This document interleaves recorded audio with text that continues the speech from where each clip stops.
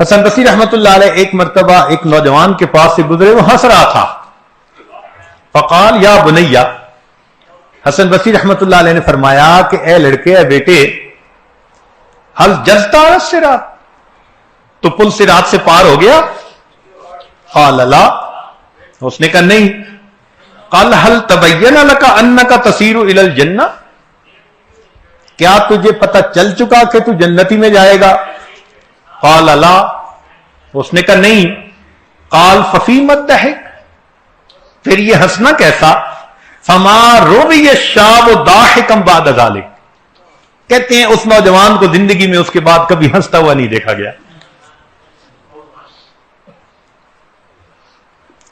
ہمارے اکابر اخلاص کے ساتھ روتے تھے،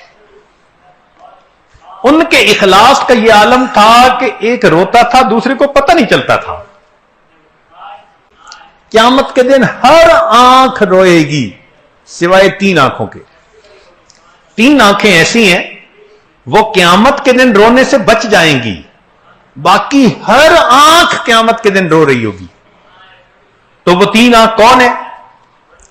عینن بکت من خشیت اللہ، وہ آنکھ جو اللہ کی خشیت کی بنا پر روئی، وعینن غدت عن محارم اللہ، وہ آنکھ جو اللہ کی حرام کی ہوئی چیز سے بچی رہی، یعنی غیر محرم پر پڑنے سے بچی رہی، وعینن سحرت فی سبیل اللہ، اور وہ آنکھ جو اللہ کے راستے میں رات کو جاگتی رہی۔